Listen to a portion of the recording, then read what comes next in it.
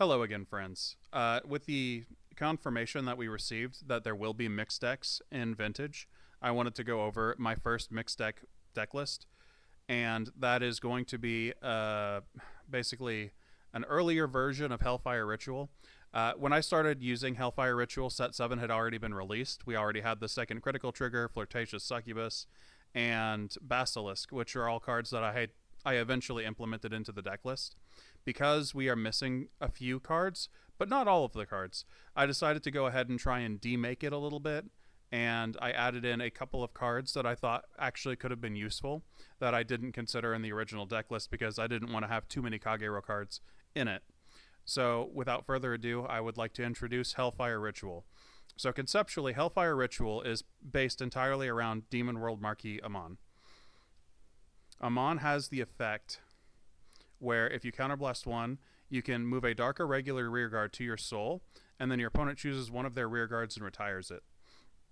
What makes Amon so interesting for this is that there are a bunch of cards that proc off of either cards entering your soul or your opponent's rearguards being retired. Most of those cards that proc off of your opponent's rearguard being retired are Kagero cards, and thematically, if you have Hellfire demons that are being summoned by, say, I don't know, demonic dragon mages, that's pretty on point for theme. So we have demonic dragon mages that are summoning Hellfire dragons, and those Hellfire dragons also get bonus power off of my Hellfire demon. Like, this is just a match made in heck. So because of that, we have a crap ton of potential for just raw power gain. And at the time of this format, especially in the limit break format when everybody was no guarding until 5, this gave you the ability to end games with ridiculous efficiency. So Amon already gets a bunch of power for every Dark Irregulars card you have in your soul. Because we are running more Kagero than I would normally run in this deck, that may not be as much power as what we would have had otherwise, especially since we have fewer cards that soul charge. But with its effect, you're still going to get massively powerful side roads. So the secondary card of this deck is Blazing Flare Dragon. Blazing Flare is gaining 3,000 power whenever your opponent's rearguard is retired during your main phase. So this is going to be 13k with one use of Amon, 16k with two uses of Amon, and you can see that that's going to scale radically and get very powerful, and you can do that for multiple turns in a row so long as you have those rearguards remaining out. Additionally, if you are forced to ride him, or if you even want to ride him after the fact, you can Soul Blast 5, and the Soul Blast does not care about what clan the cards that are being Soul Blasted are. So let's say that you do get 10 soul from using Amon, soul charging a few times with Hysteric Shirley, and you have that 10 soul, you ride Blazing Flare Dragon, and now you can Soul Blast 5, snipe a unit, Soul Blast 5, snipe another unit, and now Blazing Flare is both 16k and your opponent has lost 2 cards, all for you paying a cost that wasn't Counterblast. So that's all in all pretty strong, and Blazing Flare, as you can see, can scale quite rapidly with Amon's effect. One of the problems that we have with this Set 3 variant is that Vermillion Gatekeeper is the only Dark Irregular starter that we have. And its effect is just when a Dark Irregular rides this, you may soul charge 1. So that means that you could potentially have plus 3,000 power for Amon, but that's not really doing a whole lot for you. Alternatively, you could try and have a mix of Kagero and Dark Irregulars units, and then just run Lizard Soldier Conroe. If you do manage to pull back Conroe, which would be about a 50-50, then you would be able to use Conroe's effect irrespective of whether or not your Vanguard is a Kagero, but he would have to just pull out a Grade 1 Kagero. Fortunately, as I already showed you, we have a Grade 1 Kagero that would be perfect to pull out, Demonic Dragon Mage Mahoraga. Mahoraga is potentially not going to be in the deck, only because this is one of those promos that's right on the edge of when they might stop printing promotional support for this particular set. This was right around the time of Set 5, in between Set 5 and Set 6. I hope that they have Mahoraga, because this card is basically doing a lot of work for this deck.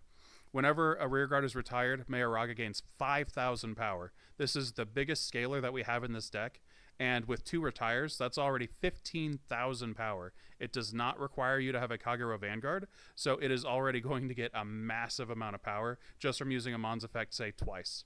With Blazing Flare Dragon in the same row, that's 31,000 power on that rearguard row. That is huge. Of course, Mahoraga is not the only Grade 1 that we have. Doreen the Thruster also gets 3,000 power whenever we soul charge. So every time you use Amon's effect, it's plus 3,000 power. So if we use it twice, Doreen is a 12k booster. I'm just using twice so that we could say you could do that over 3 turns. So use it twice, use it twice, use it twice, assuming you heal just one time. With that being the case, Doreen as a static 12k booster for 3 turns is going to close out games incredibly well. And that means that your other row is basically guaranteed to do well.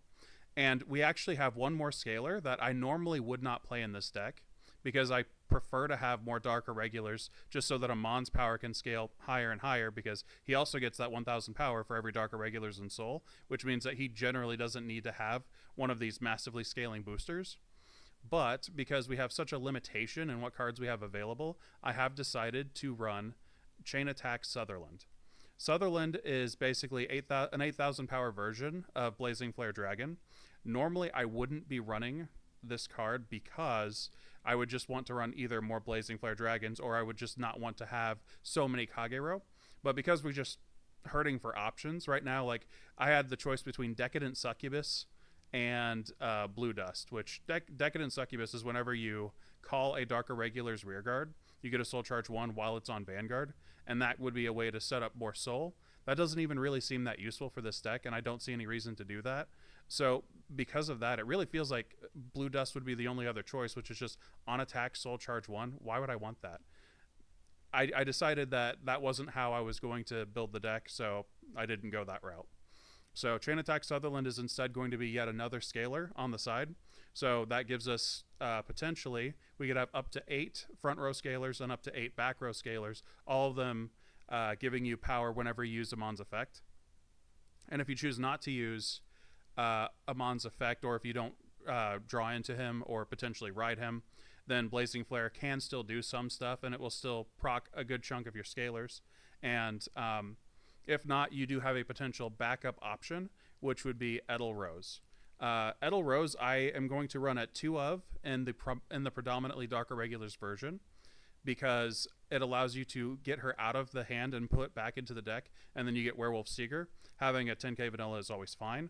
And this actually gives you better outs to do the G-assist function by getting out the bad grade 3s that you don't want out of hand, so that you're more likely to draw into Amon, without forcing you to not ride up if you really need to ride up.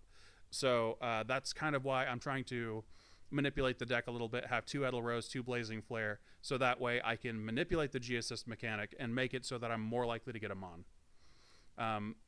Other than that, we can go over the deck list, and we're going to see some unfortunate news. Dark Irregulars currently have rainbow triggers. The only trigger that they have more than 1 copy of would be stand triggers. So we are basically stuck right here with Hysteric Shirley, Blitzritter, Dark Queen of Nightmareland, and Cursed Doctor. They don't even have a second draw. Hysteric Shirley was their first draw trigger in set 5.